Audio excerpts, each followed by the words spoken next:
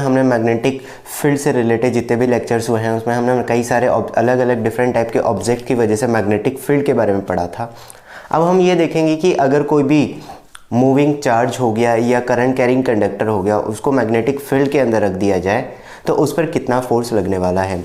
तो कोई भी अगर मैग्नेटिक फील्ड के अंदर कोई मूविंग चार्ज हो या कोई करंट कैरिंग कंडक्टर हो को रखने पर उस पर कुछ फोर्स लगने लगता है, जिसको हम क्या बोल देते हैं, मैग्नेटिक फोर्स बोल देते हैं। उसी के बारे में आज हम यहाँ पर डिस्कशन करने वाले हैं। तो हम दो फोर्स के बारे में किन किन चीज़ों पे देखेंगे। सबसे पहला हम देखेंगे फोर्स ऑन मूविंग चार्ज और दूसरा हम बात करेंगे force on current carrying conductor. Current carrying conductor या करंट कैरिंग वायर के बारे में मैं यहाँ पर आज बात करने वाला हूँ। तो सबसे पहले हम इस वाले पॉइंट के बारे में डिस्कशन करते हैं। देखिए फ्रेंड, फर्स्ट टॉपिक हम लेते हैं फोर्स ऑन मूविंग चार्ज। अब मान लीजिए कोई भी चार्ज पार्टिकल है। सबसे पहले तो ये समझने की ज़रूरत है, अब ये जो फॉर्मूला हम निकाल रहे हैं ये ऑब्जर्वेशन से निकाला गया है, ठीक है। तो अगर मान लीजिए किसी जगह पर कुछ मैग्नेटिक फील्ड लगाया गया है, बी से हम रिप्रेजेंट करते हैं, और उस मैग्नेटिक फील्ड में ये कई जगह पर पूरा मैग्नेटिक फील्ड है। तो मैं मान लेता हूँ कि एक जगह यूनिफॉर्म मैग्नेटिक फील्ड लगा हुआ है और यहाँ पर एक चार्ज पार्टिकल है Q जो कि v वेलोसिटी से चल रहा है। ये v वेलोसिटी से मान लीजिए किसी डायरेक्शन इस तरह से जा रहा है। मैग्नेटिक फील्ड और वेलोसिटी के बीच में अगर एंगल कितना है, थीटा दिया हुआ है। वेलोसिटी और मैग्नेटिक फील्ड के अंदर के बीच में अगर एंगल कितना दिया हुआ है, थीटा दिया हुआ है, और इस चार्ज पार्टिकल का चार्ज Q है, तो इस चार्ज पार्टिकल पर जो फोर्स लगेगा उसका अगर हम क्लेरिफाई यहाँ पर लिखें वेक्टर फॉर्म में, तो ये फॉर्मूला होगा QV क्रॉस B। अगर वेक्टरली में यहाँ पर लिखूँगा तो फोर्स का जो फॉर्मूला निकल कर आएगा वो कितना निकल कर आएगा, QV क्रॉस B निकल कर आएगा। अगर हम इसको हम अगर मैग्नीट्यूड की फॉर्म में लिखूँ तो VQVB साइन थीटा। इसका मतलब इस फॉर्मूले से हमें ये चीज़ क्लियर होती है कि कोई भी चार्ज पार्टिकल अगर मैग्नेटिक फील्ड में एंटर करता है तो उस पर कोई ना कोई फोर्स लगेगा। लेकिन ये फोर्स सिर्फ तभी लगेगा जब चार्ज पार्टिकल पर उस पर कोई ना कोई चार्ज हो। अगर कोई न्यूट्रल पार्टिकल एंटर कर गया जिस पर कोई चार्ज नहीं है तो उस पर कोई मैग्नेटिक फील्ड नहीं लगने वाला है। v वेलोसिटी नहीं है तो कोई मैग्नेटिक फोर्स नहीं लगने वाला है, ठीक है। थीटा पर तो फोर्स की जो वैल्यू है QV, B और थीटा तीनों चीज़ों पर डिपेंड करती है। थीटा की वैल्यू अलग अलग होने पर जो फोर्स है उसकी वैल्यू भी अलग अलग हो जाएगी, ऑब्वियसली रीज़न है, लेकिन चार्ज पार्टिकल का जो पाथ है वो भी चेंज यहाँ पर हो जाएगा। तो सबसे पहले मैं बात करता हूँ यहाँ पर कि थीटा इक्वल्स टू अगर 0 हो जाए, अलग अलग केसेस के लिए बात कर लेंगे हम, न्यूमेरिकली भी हम इसको सॉल्व कर सकते हैं, कोई दिक्कत नहीं है। अब जैसे मैं सबसे पहले इसके केसेस के बारे में मैं थोड़ा सा बात कर लेता हूँ, फिर इसके साथ हम इसके न्यूमेरिकल के बारे में भी बात करेंगे।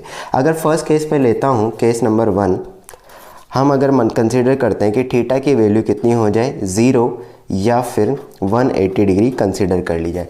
थीटा इक्वल्स टू 0 या 180 डिग्री होने का मतलब क्या है कि अगर मैग्नेटिक फील्ड इस डायरेक्शन में है और चार्ज पार्टिकल भी की वेलोसिटी भी सेम डायरेक्शन में हो, या फिर ऐसा बोल दो कि मैग्नेटिक फील्ड इस डायरेक्शन में है और चार्ज पार्टिकल अपोजिट डायरेक्शन में जा रहा है, इस तरीके से दोनों सेम ही कैसे, दोनों के बीच में जहाँ 0 डिग्री एंगल है, तो इस सिचुएशन में जो फोर्स की वैल्यू होगी अगर आप लिखोगे तो QVB और साइन 0 या QVB साइन 180 यहाँ पर आ जाएगा। तो ये ओवरऑल वैल्यू क्या हो जाएगी, 0 हो जाएगी। इसका मतलब अगर चार्ज पार्टिकल मैग्नेटिक फील्ड की डायरेक्शन में चल रहा है या एंटी पैरेलल डायरेक्शन में चल रहा है, इसको एंटी पैरेलल डायरेक्शन बोलते हैं, में चल रहा है, तो यहाँ पर मैग्नेटिक फील्ड की जो वैल्यू होगी, मैग्नेटिक फोर्स की जो वैल्यू पार्टिकल पर होगी वो 0 हो जाएगी।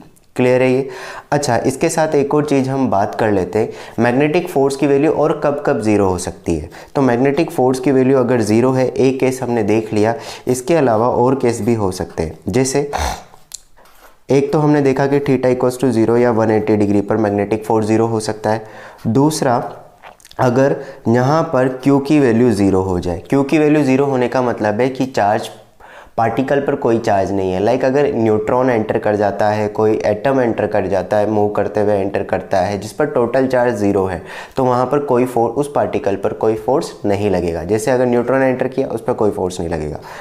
इसके बाद अगर यहाँ पर ये चीज़ तो हो गई, अगर पार्टिकल वेलोसिटी ज़ीरो हो जाए, वेलोसिटी ज़ीरो होने का मतलब है एक जगह पर मैग्नेटिक फील्ड लगा हुआ है लेकिन वहाँ पर चार्ज पार्टिकल रेस्ट पर है, तो अगर चार्ज पार्टिकल रेस्ट पर है तो भी मैग्नेटिक फील्ड उस पर नहीं लगेगा। तो इस चीज़ से हमें एक चीज़ क्लियर हो गई कि अगर पार्टिकल रेस्ट पे है, पार्टिकल जो है is at rest, then force की वैल्यू क्या हो जाएगी, ज़ीरो। जब पार्टिकल मूव होगा उसी सिचुएशन में कुछ ना कुछ फोर्स, मैग्नेटिक फोर्स जो होगा वो निकल कर आने वाला है। ठीक है। अच्छा, अब इसमें अगर मान लीजिए कि जब चार्ज पार्टिकल लीनियरली इस तरह से एंटर कर रहा है और फोर्स नहीं लग रहा है, तो ये अपना पाथ चेंज नहीं करेगा और स्ट्रेट लाइन में चलता रहेगा। स्ट्रेट लाइन में अगर ये चलता रहेगा तो इस पर लगने वाले फोर्स की वैल्यू तो ज़ीरो है, तो इसका पाथ जो होगा वो किस टाइप का हो जाएगा, लीनियर हो जाएगा या स्ट्रेट लाइन में होगा। तो ये इसका जो पाथ होगा वो स्ट्रेट लाइन बनेगा। नेक्स्ट कंडीशन लेते हैं, theta is equals to 90 degree. Theta equals to 90 degree का मतलब अगर फोर्स जो है, मैग्नेटिक फील्ड इस तरीके से है और वेलोसिटी, चार्ज पार्टिकल की जो वेलोसिटी है वो इससे 90 डिग्री के एंगल पर है। इस तरीके से हमें दिया हुआ है चार्ज पार्टिकल की वेलोसिटी, मतलब मैग्नेटिक फील्ड तो इस तरफ पूरी जगह पर लगा हुआ है लेकिन चार्ज पार्टिकल इस तरीके से एंटर कर रहा है। तो यहाँ पर अब इस सिचुएशन में जो फोर्स की वैल्यू होगी, अगर मैं वो देखता हूँ तो फोर्स यहाँ पर हो जाएगा QVB साइन 90 डिग्री। तो साइन 90 की वैल्यू 1 हो जाती है, इसका मतलब फोर्स की वैल्यू क्या हो जाएगी, QVB। ये वही सिचुएशन है जिसमें फोर्स की वैल्यू मैक्सिमम होगी। मतलब अगर वेलोसिटी और मैग्नेटिक फील्ड के बीच का एंगल 90 डिग्री है तो यहाँ पर फोर्स मैक्सिमम रहेगा। ठीक है, तो ये मैक्सिमम कंडीशन होती है, मैक्सिमम फोर्स इसी सिचुएशन में आ सकता है। क्लियर है यहाँ पर बात। अब बात आती है पाथ की, कि इसका पाथ किस तरीके का हो सकता है। तो अब यहाँ पर मैं आपको एक चीज़ और बता देता हूँ कि जब भी हम यहाँ पर, अब हमें पाथ निकालने के लिए किस तरीके से हम निकालेंगे। देखिए, पाथ जो होगा वो कैसे निकलता है, हमें पता है फोर्स होता है QV क्रॉस B। ठीक है, तो जिस डायरेक्शन में फोर्स, तो हम यहाँ पर अब फोर्स की डायरेक्शन भी कैलकुलेट करते हैं कि इस पर जो फोर्स होगा वो कहाँ लग रहा होगा। इससे पहले वाले केस पे मैंने आपको फोर्स की डायरेक्शन नहीं बताई थी क्योंकि वहाँ फोर्स की रिक्वायरमेंट नहीं पड़ रही थी, लेकिन अब फोर्स की डायरेक्शन हम कैलकुलेट करेंगे कि किस तरीके से फोर्स यहाँ हो सकता है। ठीक है, तो देखो फोर्स की डायरेक्शन निकालने के लिए, देखिए फोर्स की डायरेक्शन अगर मुझे कैलकुलेट करनी है तो फोर्स की डायरेक्शन किस तरीके से निकल सकती है, V क्रॉस B। मतलब हमें क्रॉस जहाँ पर भी आता है वहाँ पर हम राइट हैंड थंब रूल लगा सकते हैं। तो सबसे पहले हम फोर्स की डायरेक्शन कैलकुलेट करते हैं, तो राइट हैंड का यूज़ करेंगे और राइट हैंड की फिंगर्स को V से B की डायरेक्शन में घुमाएंगे। तो ये मेरा राइट हैंड है, मैंने इसको V की डायरेक्शन से B की डायरेक्शन में घुमाया। तो अब देखो, इसको ऐसे मत घुमा देना, ये चीज़ हमेशा ध्यान रखना कि V की डायरेक्शन में फिंगर्स रख रही है और ये वाली जो साइड है ये B की तरफ रखना है। तो V क्रॉस B रखोगे तो थंब आ रहा है नीचे, मतलब पेपर के इनसाइड द प्लेन आ रहा है, इनसाइड द पेपर प्लेन। तो यहाँ पर जो फोर्स, इस सिचुएशन में जो फोर्स की डायरेक्शन आएगी इस पर्टिकुलर सिचुएशन के लिए, B अगर ऐसे है और V इस तरीके से लग रहा है, तो फोर्स की जो डायरेक्शन आएगी वो इनवर्ड वाली डायरेक्शन आएगी। इनवर्ड को हम क्रॉस से रिप्रेजेंट करते हैं। इसी तरीके से अगर मान लीजिए मैग्नेटिक फील्ड इस तरीके से होता और वेलोसिटी नीचे वाली डायरेक्शन में होती, तो यहाँ पर फोर्स की डायरेक्शन निकालने के लिए मैं क्या करता, V क्रॉस B। तो यहाँ पर ये V है, अगर मैं, आप ऐसे समझ लो कि ये V वाली डायरेक्शन है, V क्रॉस B, या इसको इस तरीके से घुमाओ। एक और तरीका इसमें देख सकते हैं, देखो हमने कहाँ से V से B की डायरेक्शन में गए, तो V से B की डायरेक्शन में अगर आप जाओगे तो फिंगर्स को V से B की डायरेक्शन में घुमाया। यहाँ पर क्या था, हमने फिंगर्स को V से B डायरेक्शन घुमाया, तो फिंगर्स को, जब राइट हैंड की फिंगर्स को V से B की डायरेक्शन में घुमा रहा हूँ तो थंब इनवर्ड आ रहा है, तो मैग्नेटिक फील्ड फोर्स जो आएगा वो इनवर्ड आ गया। यहाँ से V से B जाएंगे तो ऐसे एरो बना लो, और तो ऊपर वाली डायरेक्शन आ रही है, थंब को अगर रखोगे तो ऊपर वाली डायरेक्शन, इसका मतलब फोर्स जो आएगा वो अपवर्ड निकल कर आ रहा है। तो यहाँ पर हम उस पर्टिकुलर चार्ज पार्टिकल पर फोर्स की डायरेक्शन हमने निकाल ली है। कुछ और भी चीज़ें लेते हैं, जैसे मान लीजिए आपको सपोज मैग्नेटिक फील्ड दिया हुआ है कुछ इस तरीके से, ये क्रॉस मैग्नेटिक फील्ड और चार्ज पार्टिकल जो है वो उसकी वेलोसिटी कुछ इस तरीके से गिवन है।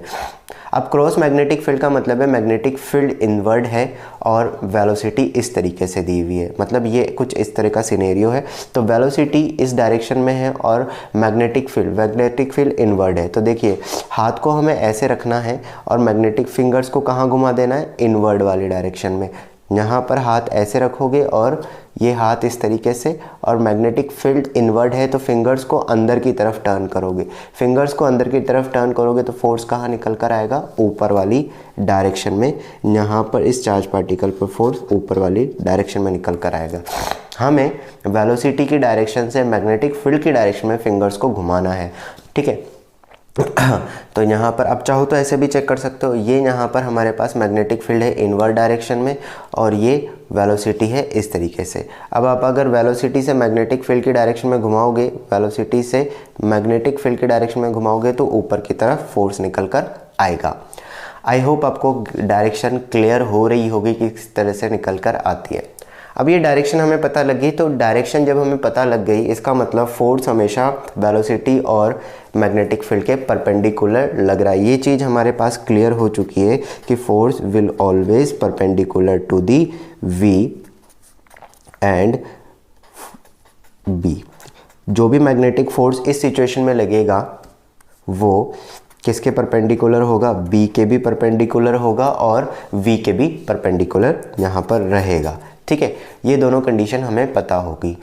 अब बात आती है कि ये जब इस तरीके से, तो जब भी फोर्स वेलोसिटी के परपेंडिकुलर होता है तो वहाँ पर पाथ जो होता है वो सर्कुलर टाइप का बनने लग जाता है। तो अगर मान लीजिए ये कंडीशन मैं लेता हूँ, ड्रॉ करने में ये थोड़ी ज़्यादा आसान रहेगी। तो अगर मान लीजिए इस तरह की कोई कंडीशन है, मैग्नेटिक फील्ड इनवर्ड है और वेलोसिटी इस तरफ है, तो यहाँ पर जो फोर्स लग रहा है वो हमें पता है इस तरीके से लग रहा है। तो यहाँ पर अगर हम मैग्नेटिक फोर्स, तो जब भी फोर्स और वेलोसिटी परपेंडिकुलर होते हैं तो वहाँ पर जो चार्ज पार्टिकल है उसका पाथ सर्कुलर टाइप का हो जाता है। मुझे कैसे पता चल रहा है कि सर्कुलर टाइप का फोर्स हो जाएगा, क्योंकि आप सर्कल में भी देखिए, सर्कुलर मोशन में हमेशा फोर्स और वेलोसिटी एक दूसरे के परपेंडिकुलर होते हैं। अगर आपको नहीं पता है तो आप याद रखिए कि जब भी फोर्स और वेलोसिटी अगर हमेशा परपेंडिकुलर है इसका मतलब वो सर्कुलर पाथ ड्रॉ कर रहे हैं। तो पाथ अगर मैं यहाँ पर देखूँ तो पाथ जो होगा वो किस टाइप का आएगा, सर्कुलर पाथ यहाँ पर निकलने वाला है, ठीक है। अब सर्कुलर पाथ है तो इसका मतलब इस पर कोई ना कोई इसकी कुछ ना कुछ रेडियस ज़रूर होगी। यहाँ पर ये सर्कुलर पाथ है तो इसकी कुछ ना कुछ रेडियस ज़रूर होगी, स्मॉल आर, कैपिटल आर भी बोल सकते हो, ठीक है। मैग्नेटिक फील्ड हमारा अंदर लग ही रहा है, वेलोसिटी इस तरफ होगी से नीचे, कैसे भी सर्कुलर पाथ है तो यहाँ पर ये हमेशा 90 डिग्री के एंगल पर होगा। अब बात आती है कि सर्कुलर पाथ है तो वेलोसिटी किस तरह से हम यहाँ पर रेडियस कैसे निकाल सकते हैं। तो जब भी कोई ऑब्जेक्ट सर्कुलर पाथ में या कोई भी पार्टिकल सर्कुलर पाथ में होता है तो उसको एक सेंट्रीपिटल फोर्स की रिक्वायरमेंट होती है। फोर्स हमें पता है कि यहाँ पर सेंटर की डायरेक्शन में कौन सा है, तो सेंटर की डायरेक्शन में यहाँ पर एक ही फोर्स लग रहा है, वो है QVB। कौन सा लग रहा है, QVB फोर्स लग रहा है। तो सेंट्रीपिटल फोर्स बेसिकली कोई अलग से कोई फोर्स नहीं होता है, कोई भी फोर्स जो सेंटर की डायरेक्शन में लग रहा है वो सेंट्रीपिटल फोर्स का रोल प्ले कर देता है। तो सेंट्रीपिटल फोर्स बेसिकली हम लिखते हैं mv² डिवाइडेड बाई r। अब ये सेंट्रीपिटल फोर्स है, ये किसके इक्विवेलेंट हो जाएगा, ये कौन प्रोवाइड कर रहा है, इस फोर्स को कौन प्रोवाइड कर रहा है, ये मैग्नेटिक फोर्स, और मैग्नेटिक फोर्स की वैल्यू होती है QVB। एक चीज़ ध्यान रखना, ये V हमेशा फोर्स के परपेंडिकुलर वाला लेते हैं, या आप ये समझ लो कि ये V जो होगा वो वही कंसिडर करेंगे जो मैग्नेटिक फील्ड के परपेंडिकुलर है। V और B परपेंडिकुलर होता है तो ही ये कंडीशन निकल कर आती है। यहाँ पर इससे ये कैंसिल आउट कर दोगे तो R की वैल्यू आपके पास आ जाएगी, R की वैल्यू निकल कर आ जाएगी mv डिवाइडेड बाई QB। मतलब जो सर्कुलर पाथ है उसकी रेडियस कितनी निकल कर आएगी, mv डिवाइडेड बाई QB। अब यहाँ पर चाहे कई बार ऐसा भी कंडीशन आ जाती है, ऐसी सिचुएशंस भी हो जाती है जिसमें पाथ पूरा कंप्लीट नहीं हो पाता है, मतलब सर्कल का कुछ हाफ पार्टी कंप्लीट हुआ या कुछ ही पर्टिकुलर आर्क कंप्लीट हुई, तो भी उसकी रेडियस हम इस तरीके से निकाल सकते हैं। मतलब अगर पार्टिकल ने पूरा सर्कल कंप्लीट ना करके थोड़ा पार्ट भी कंप्लीट किया तो भी उसकी रेडियस का फॉर्मूला यही रहेगा। क्लियर है यहाँ पर ये चीज़। इसकी कुछ और फॉर्म भी हो सकते हैं, अब रेडियस को अलग अलग फॉर्म में भी हम लिख सकते हैं। ये सारी जो नोट्स अभी मैं लिख रहा हूँ वो सारी उन सब की जो PDF है वो आपको डिस्क्रिप्शन में मिल जाएगी। देखिए MV इक्वल्स टू यहाँ पर दिया हुआ है M divided by QB। MV जो है इसको अब मैं और चाहूँ तो लिख सकता हूँ मोमेंटम, क्योंकि पार्टिकल का कुछ ना कुछ मोमेंट, MV को क्या बोलते हैं हम, मोमेंटम बोलते हैं, तो मोमेंटम डिवाइडेड बाई QB। अच्छा, मोमेंटम को और क्या लिख सकते हैं हम, 2m अंडर रूट 2m के QB हम यहाँ पर लिख सकते हैं। 2m के यहाँ पर ये मोमेंटम और काइनेटिक एनर्जी के बीच में रिलेशन जो होता है, तो 2m मास ऑफ पार्टिकल हो जाएगा, काइनेटिक एनर्जी QB।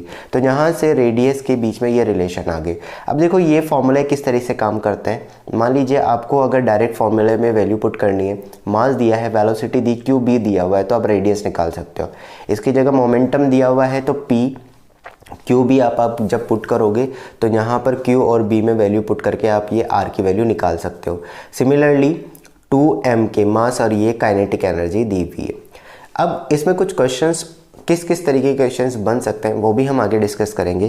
पहले कुछ और चीज़ें भी देख लेते हैं। ये रेडियस का फॉर्मूला आपको मिल गया है, इसका आप अच्छे से ध्यान रखना।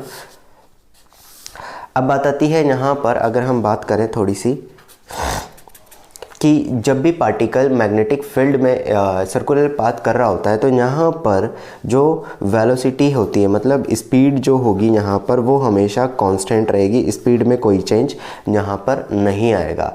स्पीड में कांस्टेंट चेंज क्यों नहीं आ रहा है, क्योंकि जब भी ऑब्जेक्ट सर्कुलर पाथ में होता है तो स्पीड में चेंज करने के लिए एक टेंजेंशियल फोर्स की रिक्वायरमेंट होती है, जबकि जो यहाँ मैग्नेटिक फोर्स है वो कहाँ लग रहा है, सेंटीपिटल डायरेक्शन में लग रहा है, जब जो कि कभी भी इस मैग्नीट्यूड को चेंज नहीं करता है, मतलब वेलोसिटी को के इस मैग्नीट्यूड को यानी कि स्पीड को चेंज नहीं करेगा, सिर्फ डायरेक्शन चेंज हो सकती है। दूसरा, स्पीड चेंज नहीं हो रही है तो काइनेटिक एनर्जी जो है वो भी हमेशा कांस्टेंट बनी रहेगी। तीसरा, काइनेटिक एनर्जी कांस्टेंट है। अच्छा, यहाँ पर वेलोसिटी फोर्स और वेलोसिटी आपस में परपेंडिकुलर है, सो यहाँ पर अगर हम पावर की बात करेंगे तो F.V वो भी कितनी हो जाएगी, 0। पावर 0 है, यानी कि यहाँ पर जो फोर्स है वो पार्टिकल को कोई पावर डिलीवर नहीं कर रहा है, जितनी पावर उसके पास ऑलरेडी थी वही रहेगी। तो यहाँ पर वर्क डन जो होगा वो भी कितना हो जाएगा, 0 हो जाएगा। सर्कुलर पाथ में जो इसने वर्क डन किया वो कितना होने वाला है, यहाँ पर 0 वर्क डन वो करने वाली है। क्लियर है ये चीज़ यहाँ पर। तो ये छोटी चीज़ें हैं जो हमें यहाँ पर बात इसकी ध्यान रखनी है, वर्क डन और ये इस तरीके से। अब यहाँ पर इस फॉर्मूले को किस तरीके से यूज़ किया जा सकता है आगे के, रेडियस आपको अगर दी हुई है, मास, वेलोसिटी, कई बार ऐसा हो सकता है कि दो, जैसे सपोज आपको बोल दिया है कि एक इलेक्ट्रॉन है और एक प्रोटॉन है, इलेक्ट्रॉन और प्रोटॉन है तो वो सेम वेलोसिटी से एंटर कर रहे हैं सेम मैग्नेटिक फील्ड में, बताओ किसकी रेडियस ज़्यादा होगी। तो यहाँ पर इलेक्ट्रॉन और प्रोटॉन का चार्ज एक जैसा होता है, सेम मैग्नेटिक फील्ड है, सेम वेलोसिटी से एंटर कर रहे हैं, तो यहाँ रेडियस किसकी ज़्यादा होगी, तो रेडियस इस सिचुएशन में मास पर डिपेंड कर जाएगी, क्योंकि बाकी सारी चीज़ें कांस्टेंट हो गई, दोनों के लिए सेम हो गई। तो जिसका मास ज़्यादा होगा उसकी रेडियस भी ज़्यादा होगी। मुझे कमेंट में बताना कि किसकी रेडियस ज़्यादा होगी, जो अभी मैं क्वेश्चन बोल रहा था। और भी क्वेश्चन हम आगे करेंगे, ठीक है। अब देखिए, अब अगर मैं टाइम पीरियड की बात करूं यहाँ पर, तो टाइम पीरियड किस तरीके से निकाला जाएगा। पूरा एक सर्कल कंप्लीट किया है पार्टिकल ने, इसकी वेलोसिटी अगर v दी हुई है, रेडियस r है, ठीक है। मैग्नेटिक फील्ड जो है वो वेलोसिटी, ये मैग्नेटिक फील्ड इनवर्ड लगा हुआ है, तो यहाँ पर पार्टिकल की जो वेलोसिटी हो, टाइम पीरियड होगा, तो इसको हम इस तरह से लिख सकते हैं 2πr divided by v, circumference divided by इसकी स्पीड। स्पीड कांस्टेंट रहती है इसलिए मैं डायरेक्ट लिख सकता हूँ 2πv। रेडियस हमें पता है कितनी है, mv divided by qp। v से v कैंसिल आउट हो गया, इसका मतलब जो टाइम पीरियड है वो हो गया 2πm डिवाइडेड बाई qb। अब इस टाइम पीरियड के फॉर्मूले से आपको एक चीज़ क्लियर हो रही होगी कि यहाँ पर 2πm जो टाइम पीरियड है वो m, q और b पर डिपेंड कर रहा है, वेलोसिटी पर डिपेंड नहीं कर रहा है, स्पीड पर डिपेंड नहीं कर रहा है। तो जिस भी पार्टिकल का मास ज़्यादा होगा, अगर दो पार्टिकल्स ऐसे लेते हैं जिनका चार्ज एक जैसा है और सेम मैग्नेटिक फील्ड में एंटर कर रहे हैं, तो जिसका मास ज़्यादा होगा उसका टाइम पीरियड, सर्कुलर पाथ का टाइम पीरियड ज़्यादा होगा। तो टाइम पीरियड यहाँ पर किस पर डिपेंड करता है, मास पर डिपेंड करेगा, और चार्ज के इन्वर्सली प्रोपोर्शनल है और मैग्नेटिक फील्ड के भी इन्वर्सली प्रोपोर्शनल है। ये चीज़ बहुत ज़्यादा इंपॉर्टेंट है, यहाँ पर वेलोसिटी पर डिपेंड नहीं करता है। जब वेलोसिटी पर नहीं डिपेंड करता है, इसी चीज़ का यूज़ करते हुए साइक्लोट्रॉन, इसी प्रिंसिपल को साइक्लोट्रॉन में भी यूज़ किया जाता है। ठीक है, चलो अब नेक्स्ट यहाँ पर अब ये चीज़ ध्यान रखना। अब नेक्स्ट हम देखते हैं, अगला केस देखते हैं जब थीटा की वैल्यू 90 से कम हो। अगली की जो सिचुएशन है, अगली सिचुएशन में आपको बोला गया है थीटा की वैल्यू 90 डिग्री से कम है और न तो 0 है न 180 है। मतलब अगर फोर्स इस तरीके से, मैग्नेटिक फील्ड ऐसे कुछ दिया हुआ है और वेलोसिटी जो है वो कुछ किसी एंगल पर है, थीटा एंगल पर, तो इस सिचुएशन में क्या होगा, किस तरह का पाथ होगा, क्या कंडीशन हो सकती है। देखो अब यहाँ पर जब थीटा फोर्स की वैल्यू मैं डायरेक्ट निकाल सकता हूँ, किस तरीके से हो जाएगी, वैल्यू मैं पुट कर दूंगा। अब इसको थोड़ा सा एनालाइज करने के लिए हम क्या करते हैं, हम यहाँ पर एक चीज़ देखते हैं। इस वेलोसिटी के दो कंपोनेंट में कर लेता हूँ। एक कंपोनेंट होगा v cos थीटा और दूसरा कंपोनेंट जो होगा वो होगा v sin थीटा।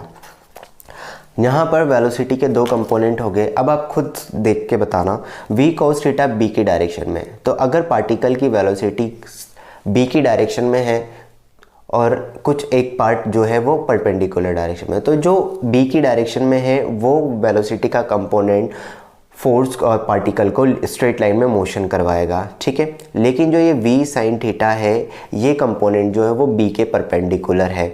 जब मैं v sin थीटा और v cos थीटा देख रहा हूँ तो आप v को के बारे में बात नहीं करेंगे क्योंकि इसको हम ऑलरेडी डिवाइड कर चुके हैं। तो v sin थीटा जो होगा वो b के डायरेक्शन में है, तो इससे ये पार्टिकल को सर्कुलर पाथ में रोटेट करवाएगा। तो इसका जब मैं देखूंगा पाथ, तो ये पाथ कुछ इस तरीके से आएगा।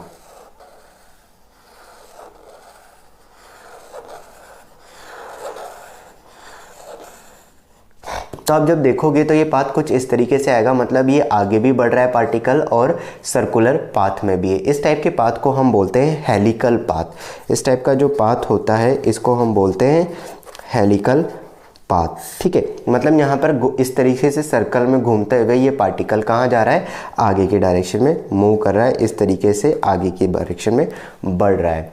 इस सिचुएशन में दो सर्कल जो होते हैं, जो दो बने हैं, इनके बीच का जो पाथ होता है, जो डिस्टेंस होती है, इस चीज़ को हम बोलते हैं यहाँ पर pitch.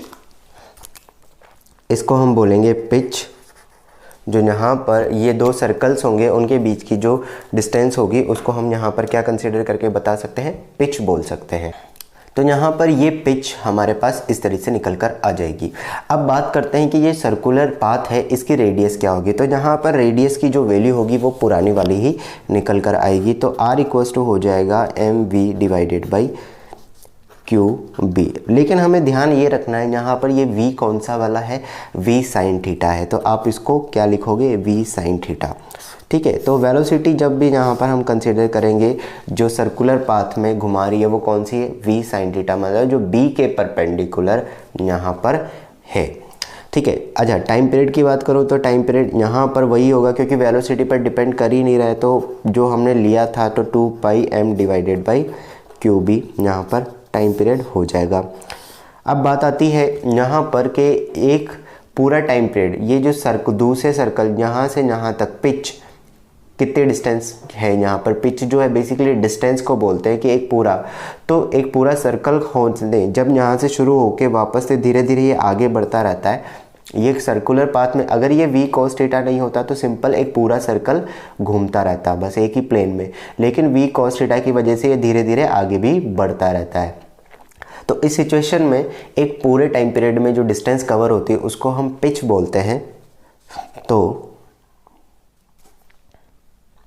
Distance covered in one time period, एक सिंगल टाइम पीरियड में। तो अगर मैं इसको लिखूंगा तो ये हमारे पास हो जाएगी pitch equals to v cos theta into t।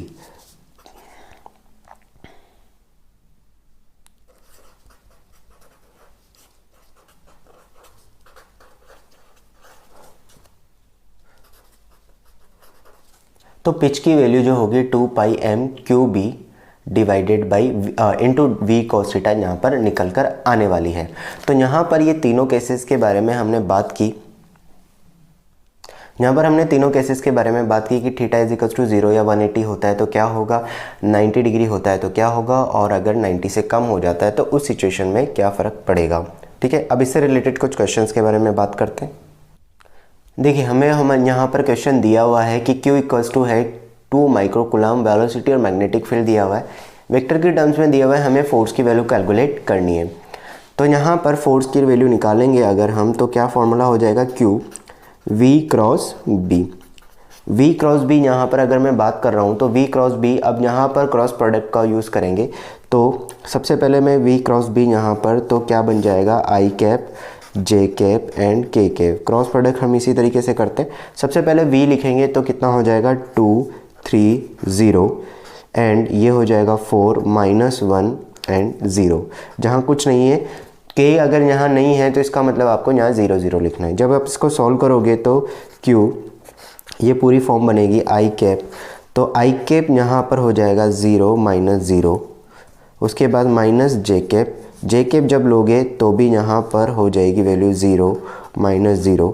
कैसे निकालते हैं, J कैप जब आप लिख रहे हो या I कैप, J कैप लिख रहे हो तो आप ये देखो इसको और इस तरह से देख लो। जब ये दोनों आपस में करोगे क्रॉस तो यहाँ से यहाँ और इसको इससे मल्टीप्लाई करना है, तो 0 2 0 हो जाएगा, 4 × 0 0 हो जाएगा, प्लस K कैप। तो यहाँ पर अगर K कैप के लिए लेंगे तो ये -2 एंड -12 ये निकल कर आ जाएगा, -2 एंड -12 निकल कर आएगा। इसको पूरा अगर हम सॉल्व करते हैं तो जो हमारे पास फोर्स की जो वैल्यू आएगी वो आएगी 2 माइक्रोकूलम, 2 माइक्रो मतलब 6, और इसको हम निकालेंगे तो यहाँ पर ये 0, तो ये आएगा माइनस का 14 K कैप। तो फोर्स की जो वैल्यू आएगी वो आ जाएगी माइनस का 28 × 10⁻⁻6 K कैप। तो फोर्स की डायरेक्शन हमारे पास, तो फोर्स यहाँ पर जो है Z डायरेक्शन में आया, माइनस की Z डायरेक्शन में। इस तरीके से हम निकाल के बता सकते हैं। एक क्वेश्चन मैं दे रहा हूँ, आप मुझे उसका आंसर कमेंट में बताना कि कितना उसका होना चाहिए आंसर।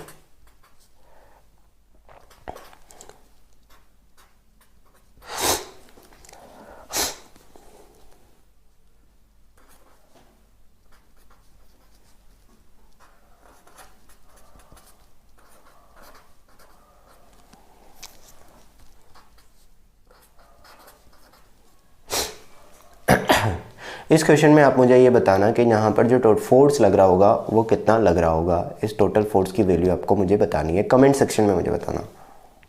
नेक्स्ट क्वेश्चन हमें दिया हुआ है कि एक चार्ज पार्टिकल है इलेक्ट्रॉन, मतलब एक इलेक्ट्रॉन है वो v स्पीड के साथ, कांस्टेंट स्पीड के साथ एक यूनिफॉर्म मैग्नेटिक फील्ड में एंटर करता है जिसकी वैल्यू b दी गई है।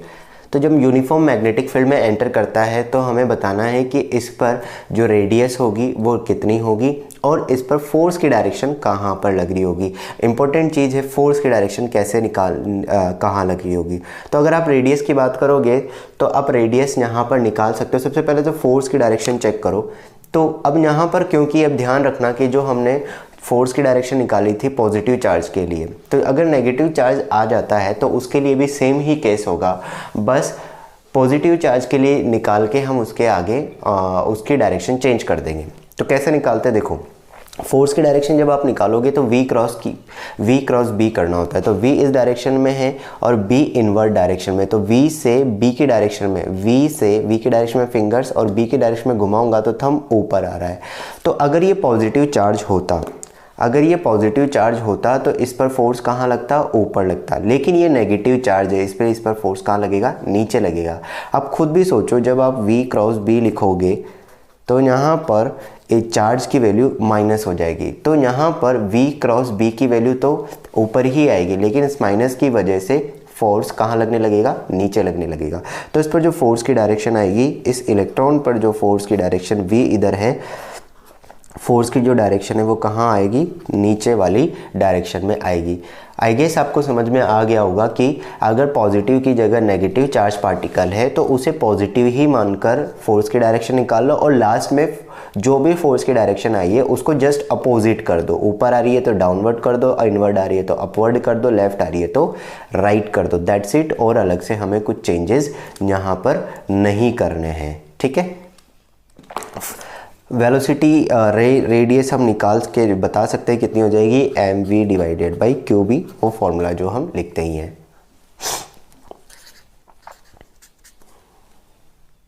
देखिए फ्रेंड, नेक्स्ट क्वेश्चन दिया हुआ है कि एक यूनिफॉर्म मैग्नेटिक फील्ड में दो पार्टिकल्स एंटर करते हैं। एक अल्फ़ा पार्टिकल है और एक प्रोटॉन है। दोनों की स्पीड एक जैसी है, दोनों सेम स्पीड से एंटर करते हैं। जब दोनों सेम स्पीड से एंटर करते हैं तो हमें बताना है कि इनकी जो रेडियस है उसका रेशो क्या होगा और दोनों किस डायरेक्शन में डिफ्लेक्ट होंगे। क्या दोनों सेम डायरेक्शन में डिफ्लेक्ट होंगे या अलग अलग डायरेक्शन में डिफ्लेक्ट होंगे। तो एक चीज़ हमें क्लियर है कि दोनों पॉजिटिव चार्ज है, इसका मतलब दोनों के डिफ्लेक्शन की डायरेक्शन तो सेम ही रहने वाली है। तो ये देख लो, ये देखते हैं कि किस डायरेक्शन में अपवर्ड डिफ्लेक्ट होंगे या डाउनवर्ड डिफ्लेक्ट होंगे। तो जैसे ही एंटर करेंगे तो V क्रॉस B, V से B अंदर की डायरेक्शन में, तो फिंगर्स को इनवर्ड घुमाऊंगा, फिंगर्स को मैं इस तरह से इनवर्ड घुमाऊंगा तो फोर्स आ रहा है ऊपर वाली डायरेक्शन में।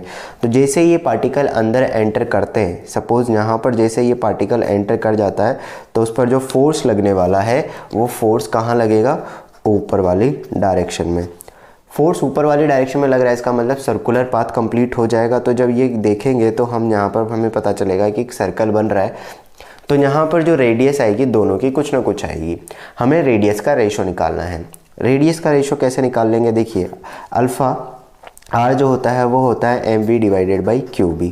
जब भी आपको इस तरह से दिया जाए, रेशो निकालने के लिए दिया जाए, तो हम थोड़ा सा काम स्पीड बढ़ाने के लिए क्या कर देते हैं, मतलब हमारा क्वेश्चन थोड़ा जल्दी हो जाए, क्योंकि यहाँ पर B कांस्टेंट है, V कांस्टेंट है, तो सिर्फ रेडियस मास और चार्ज पर डिपेंड करेगी। तो अगर मैं इसको थोड़ा ऐसे लिख दूँ, alpha P radius of proton and radius of alpha particle, तो आप सिर्फ मास और इस पर डिपेंड, तो यानी कि ये सिर्फ M और Q पर डिपेंड कर रही है। आप चाहो तो लिख सकते हो जैसे भी आपकी मर्जी है ना।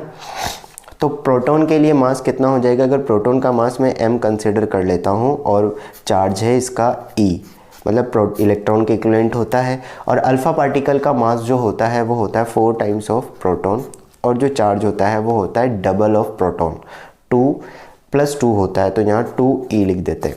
इसको सॉल्व करेंगे तो ये यहाँ पर आपके पास जो वैल्यू निकल कर आएगी वो 1/2 निकल कर आएगी। मतलब इसका जो प्रोटॉन और अल्फ़ा पार्टिकल की रेडियस का जो रेशो होगा वो 1:2 होगा।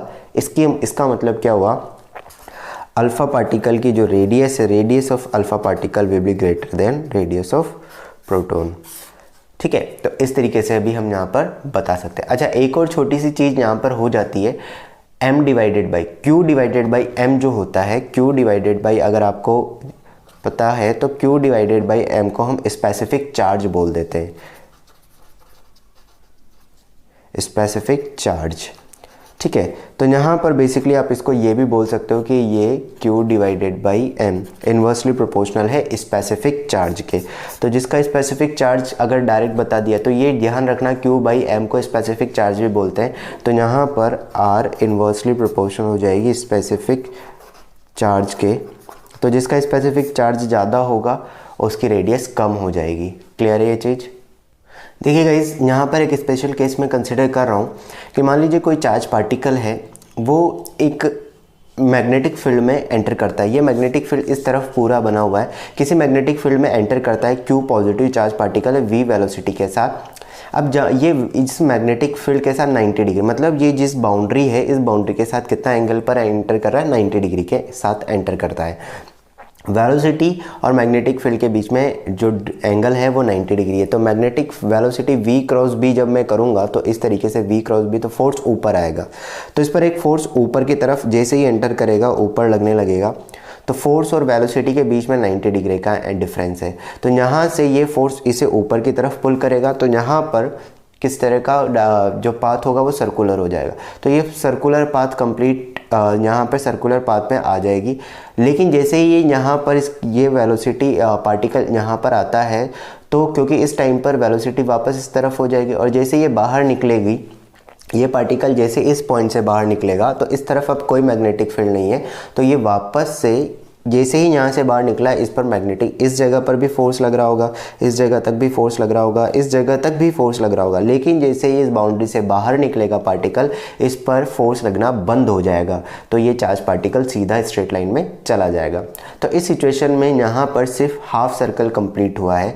तो यहाँ पर हाफ सर्कल कंप्लीट होने पर जो टाइम पीरियड वगैरह है वो हम निकालेंगे, कितना टाइम लगा इसको इस मैग्नेटिक फील्ड के अंदर, इसने कितना टाइम तक ये रहा, इसमें क्या क्या चेंजेस हुए वो देखेंगे। तो सबसे पहली बात तो स्पीड में कोई चेंज नहीं होता है, वो हम देख चुके हैं।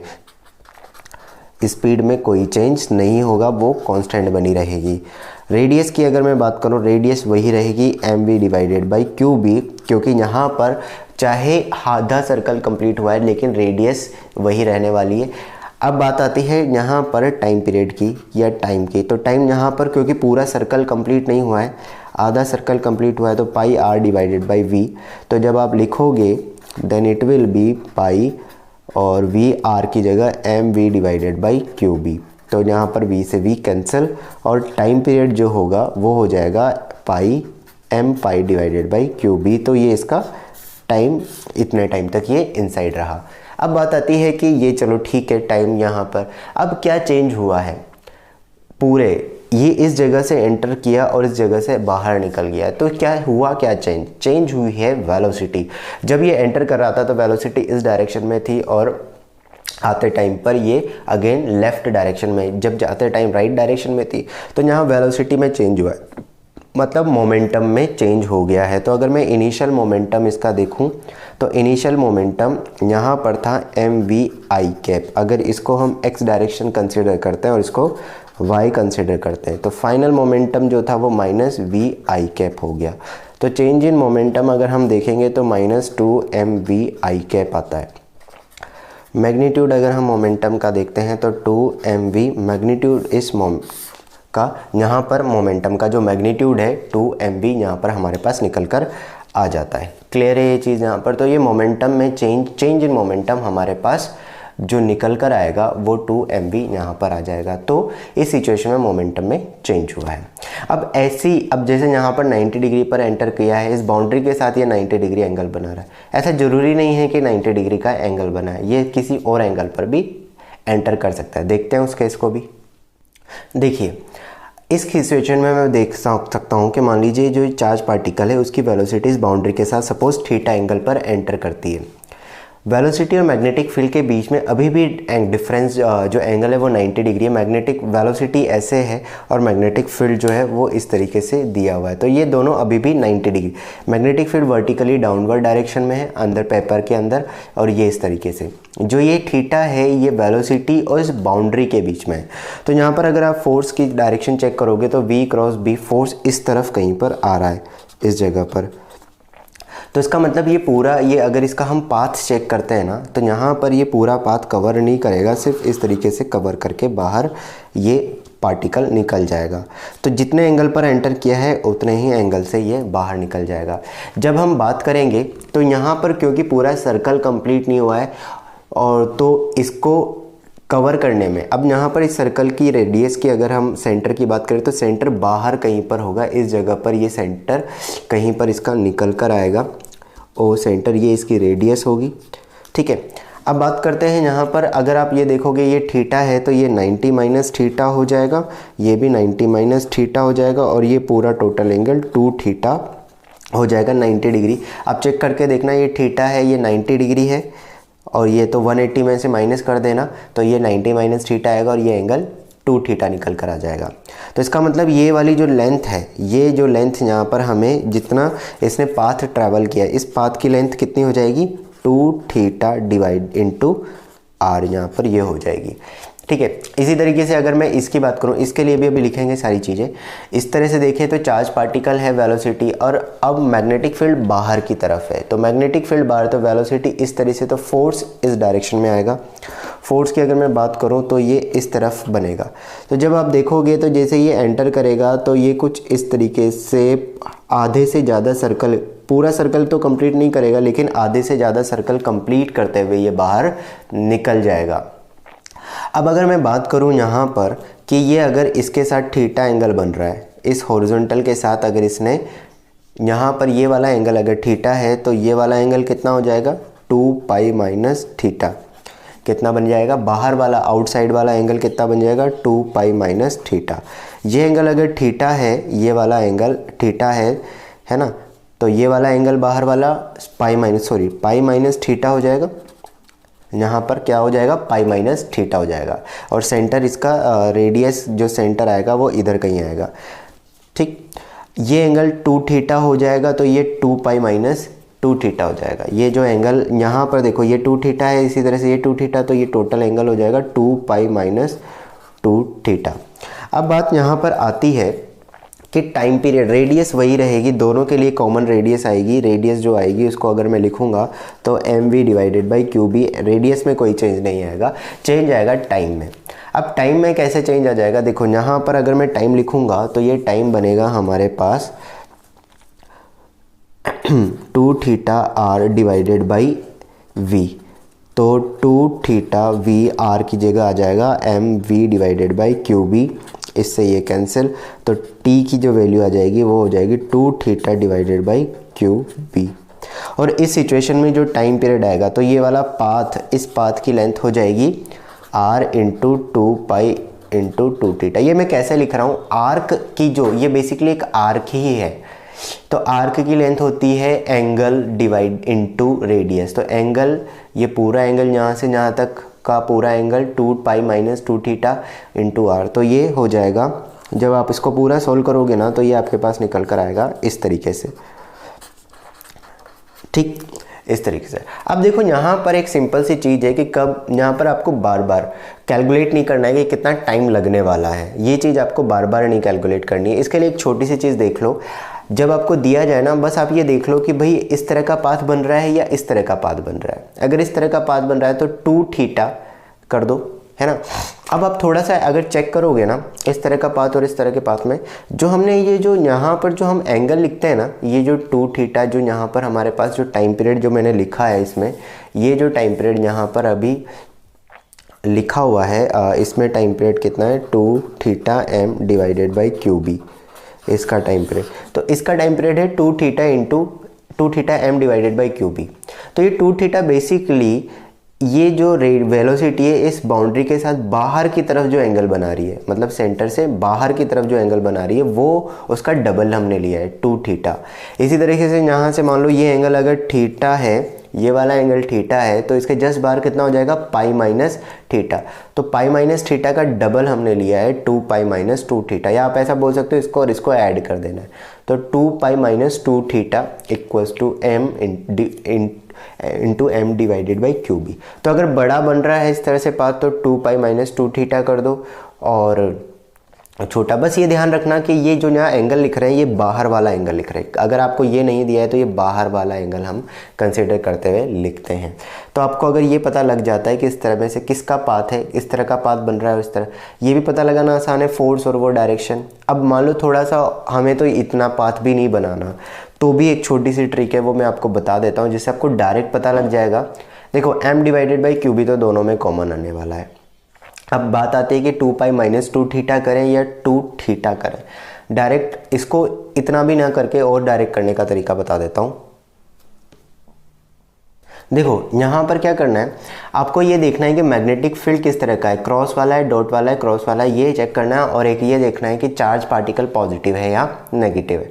अब आप यहाँ पर मैं एक छोटी सी चीज़ बता रहा हूँ, मैं जो समझाने के लिए बता रहा हूँ, ये कोई ऐसा नहीं है कि किसी बुक में लिखा हुआ है, ये सिर्फ तुम्हारे डायरेक्ट करने के तरीके के लिए एक ट्रिक है। चार्ज पार्टिकल जैसे पॉजिटिव है, अब यहाँ पर आप क्या करोगे, जो बी है क्रॉस वाले मैग्नेटिक फील्ड को आप पॉजिटिव की तरह ट्रीट करना है ना, जो क्रॉस वाला मैग्नेटिक फील्ड है उसको पॉजिटिव की तरह ट्रीट करना, और जो डॉट वाला है उसको नेगेटिव की तरह। ऐसे कोई रूल नहीं है, मैं सिर्फ आपको याद रखने के तरीके के लिए बता रहा हूँ। अब आप देखो कि पॉजिटिव और पॉजिटिव को ये क्रॉस वाले को पॉजिटिव की तरह मैं ट्रीट करके चल रहा हूँ, तो अगर यहाँ पर पॉजिटिव को मल्टीप्लाई करोगे तो क्या आएगा, पॉजिटिव ही आएगा। पॉजिटिव नेगेटिव को मल्टीप्लाई करोगे तो नेगेटिव आएगा, नेगेटिव और पॉजिटिव को मल्टीप्लाई करोगे तो नेगेटिव आएगा, और नेगेटिव को मल्टीप्लाई करोगे तो पॉजिटिव आएगा। तो जब हमारे पास पॉजिटिव रिजल्ट आ रहा है ना, तो इस सिचुएशन में टाइम पीरियड जो होगा वो होगा 2 theta M divided by Q B. और जो ये दूसरी सिचुएशन बनती है जिसमें नेगेटिव आ रहा है, इसमें टाइम पीरियड होगा 2 pi minus 2 theta M divided by Q B. बस इतना सा ध्यान रखना है, और ये भी याद रखने का तरीका आसान है, माइनस है तो इसलिए यहाँ माइनस वाला साइन आएगा, और यहाँ प्लस है तो कुछ नहीं आएगा, तो 2 पाई माइनस 2 थीटा, ये डायरेक्ट आपको फॉर्मूला लगाना है, आंसर निकल जाएगा। ठीक है, अब जैसे मान लीजिए मैं करके बता ही देता हूँ। मान लीजिए क्रॉस है और एक यहाँ पर एक इलेक्ट्रॉन एंटर करता है कुछ इस तरीके से, ये इस तरह से। अब आपको पता है इलेक्ट्रॉन एंटर कर रहा है किसी एंगल पर, ये सबके लिए लगेगा चाहे किसी भी एंगल पर जा रहा हो, है ना। बस ये एंगल जो थीटा मैंने लिया है ये बाहर वाली साइड से। अब यहाँ पर ये इलेक्ट्रॉन नेगेटिव इलेक्ट्रॉन है, नेगेटिव चार्ज है, और ये तो मैग्नेटिक फील्ड देखो पॉजिटिव है लेकिन चार्ज नेगेटिव है, तो इसका मतलब मल्टीप्लिकेशन नेगेटिव, इसका मतलब जो टाइम पीरियड बनने वाला है वो डेफिनेटली 2π - 2 थीटा m//qb बनने वाला है। ठीक है, अब चाहो तो ट्राई करके देख लेना। ठीक 60 डिग्री मान लो थीटा की वैल्यू है यहाँ पर 60 डिग्री है, तो टाइम पीरियड जो इस सिचुएशन में बनेगा वो बन जाएगा 60 को हम क्या लिख सकते हैं π/3 लिख सकते हैं, तो टाइम पीरियड 2π - 2π/3 ये हो जाएगा m//qb। ठीक, जब आप इसको सॉल्व करोगे तो ये बनेगा 2π × 2/3, क्योंकि ये यहाँ पर 6/4/3 हो जाएगा, और m//qb। पाथ आप चाहो तो चेक कर लो पाथ कैसा बन रहा होगा, वो मैं बता देता हूँ आपको। पॉजिटिव, ये वेलोसिटी इस तरफ है, मैग्नेटिक फील्ड, इलेक्ट्रॉन है, नेगेटिव चार्ज है। अगर पॉजिटिव चार्ज होता मैग्नेटिक फोर्स कहाँ आता है इसका, इस तरफ, लेकिन नेगेटिव चार्ज है तो फोर्स कहाँ लगेगा, नीचे तरफ। नीचे लगेगा तो ये पूरा ऐसे सर्कल कंप्लीट करेगा, इस तरह का, इस तरीके से ये कंप्लीट करेगा सर्कल को, इस तरह से सर्कल कंप्लीट करेगा। तो बड़े सर्कल के लिए तो टाइम इतना ही लगता है। क्लियर है ये चीज़ यहाँ पर, तो इस तरीके से हम डायरेक्ट इसको कर सकते हैं। 4 पार्टिकल्स हमें दिए हुए हैं, ये एक मैग्नेटिक फील्ड में एंटर करते हैं। 4 particle proton, alpha particle and neutron और इलेक्ट्रॉन हैं। जब ये किसी एक मैग्नेटिक फील्ड में एंटर करते हैं तो यहाँ पर ये कुछ अलग अलग डायरेक्शन में चले जाते हैं। हमें बताना है कि कौन सा पाथ किस पार्टिकल को डिनोट कर रहा होगा। अब यहाँ पर हमें एक चीज़ जो पता लग रही है कि 2 पाथ एक ही डायरेक्शन में, मतलब 1 और 2 एक सेम डायरेक्शन में है, 4th वाला जो है वो नीचे और एक स्ट्रेट लाइन में चल रहा है। यानी कि जो 3rd वाला पार्टिकल है इस पर कोई फोर्स नहीं लग रहा है, तभी तो ये स्ट्रेट लाइन में जाता जा रहा है। कोई फोर्स नहीं लग रहा है, वेलोसिटी है, सबकी वेलोसिटीज़ एक जैसी हैं, सबकी वेलोसिटीज़ एक जैसी हैं। तो यहाँ पर 3rd वाला पार्टिकल जो इस पर कोई फोर्स नहीं लग रहा है, तो यहाँ पर एक ही पार्टिकल ऐसा है जिस पर चार्ज नहीं है, तो इसका मतलब ये पार्टिकल तो कौन सा हो जाएगा, न्यूट्रॉन हो जाएगा। न्यूट्रॉन, क्योंकि चार्ज 0 होते ही फोर्स की वैल्यू 0 हो जाएगी, तो 3rd पार्टिकल यहाँ पर हो जाएगा न्यूट्रॉन। इसके बाद अगर हम बात करें यहाँ पर अल्फ़ा और प्रोटॉन के बारे में, तो अब देखते हैं कि अगर पॉजिटिव चार्ज पार्टिकल एंटर करते हैं तो उस पर फोर्स कहाँ लगता है। तो v वेलोसिटी इस तरफ, सबकी वेलोसिटी इनिशियली एक ही डायरेक्शन में है, एंटर करते टाइम पे मैग्नेटिक फील्ड इनवर्ड है तो वेलोसिटी ऊपर, तो पॉजिटिव चार्ज पर वेलोसिटी लगेगी ऊपर वाली डायरेक्शन में और नेगेटिव चार्ज पर नीचे वाली डायरेक्शन में।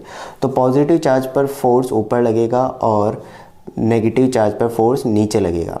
तो पॉजिटिव चार्ज पर फोर्स तो यहाँ पर 2 ये है, इसका मतलब, और नेगेटिव चार्ज एक ही है, तो ये जो 4th वाला जो पाथ है वो किसका हो जाएगा, इलेक्ट्रॉन का हो जाएगा। बात आती है प्रोटॉन और अल्फ़ा पार्टिकल की। प्रोटॉन और अल्फ़ा पार्टिकल में से किसकी वेलोसिटी, किसकी रेडियस ज़्यादा होगी। यहाँ ये रेडियस ज़्यादा लग रही है, फर्स्ट की रेडियस कम है और सेकंड की रेडियस ज़्यादा है। तो अगर हम देखेंगे रेडियस में तो mv/qb, वेलोसिटी दोनों की सेम है, चार्ज दोनों, मैग्नेटिक फील्ड दोनों के लिए सेम है, तो m/q। तो प्रोटॉन के लिए हम लिखेंगे m/e और अल्फ़ा पार्टिकल के लिए हम लिखेंगे 4m/2e, तो ये हो जाएगा 2me।